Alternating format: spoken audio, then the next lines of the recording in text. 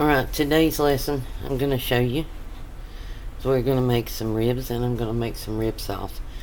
The main reason that I wanted, these are the southern style ribs from Sam's. I wanted you guys to see the ribs.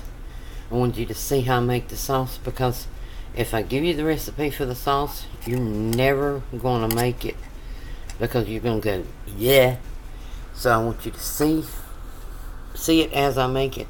Then I'm going to put the recipe down as well, so you'll have some kind of idea. So now I'm going to move this over so you can see what I'm doing. As I'm doing it, I'm going to push my turntable back here so it's out of the way. And I'll get a little spoon for you. What I already have in my bowl, just in case you, and well, I know you can't see it, is about 1/8 of a cup of light brown sugar. It's Domino brand. Actually, that's dark brown sugar. It doesn't matter. Brown sugar is brown sugar. I'm going to take, and this would be about a teaspoonful of onion powder. And this is because I absolutely cannot eat onion anymore. I'm using white pepper instead of black pepper. And this is like probably half a teaspoonful. Some McCormick garlic powder. And again, I don't measure. I'm an old Southern cook, and I'll say garlic to taste, but it ends up being like a shake. The whole world has gone to this little deal, and I'm squishing it up a little bit together with a fork, so that all the flavors kind of mix in together. And you're going to say, what the devil, because it's going to look like this. After you do that, your next ingredients should be seedless blackberry jam. And what in the devil, you should say there, take 1 heaping tablespoonful of seedless blackberry jam. With me, I'm going to do 2 because I have 4 big racks of ribs. This is going to add your tangy flavor. This is Great Value brand from Walmart. No big deal. Cheap is good. You kind of mash it up together. This is not a food processor recipe. And this little baby is going to be running. I will tell you that. Because you want your ribs to cook all of these nice flavors into it. Your next little deal. You know me, I'm a big fan of A1 sauce. Just go 1 little generous round right on top with A1 sauce. That's going to give your raisin flavor. Raisins are good, but only when they're in A1 sauce to me. Sweet Baby Ray's. If you can't get Sweet Baby Ray's, your next, this is sweet and spicy barbecue sauce. Your next alternative is the Kraft sweet and spicy, or the Kraft sweet.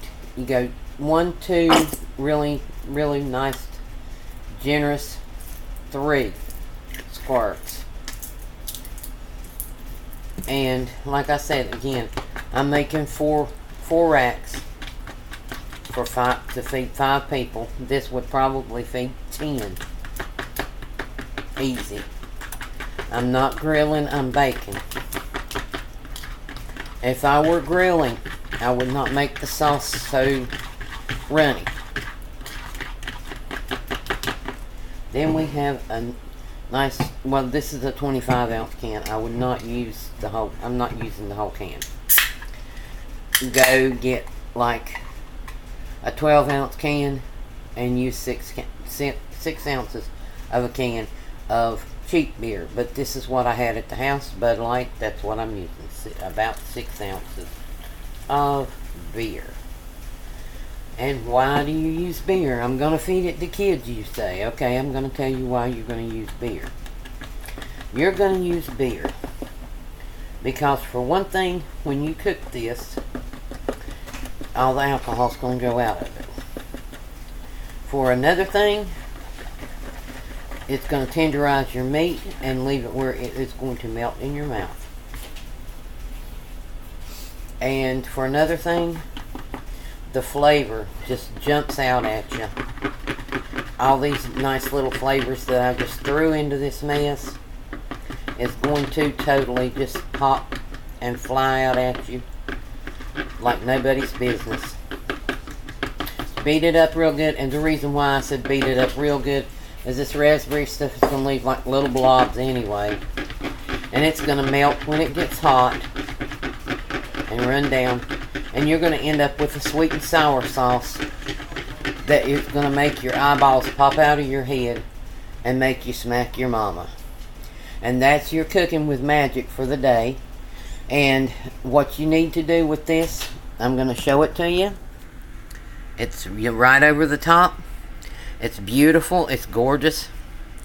And what you're going to do with it, after you finish beating it up together, you just kind of beat it half to death. No head on the beer after you've done that, because your pepper takes care of it, and your Sweet Baby Ray's or your Kraft sauce, either one. I use a few little cheats. When you pour it over your meat, you're just going to pour it straight over your meat like this. Cook it at 400 degrees for 30 minutes. Check for doneness. If it's not done, cook it at 15 to 20 minute intervals until your meat is done and tender. And if you're looking right there, you're going to see how gorgeous it is. You don't have to turn this, you just cook it.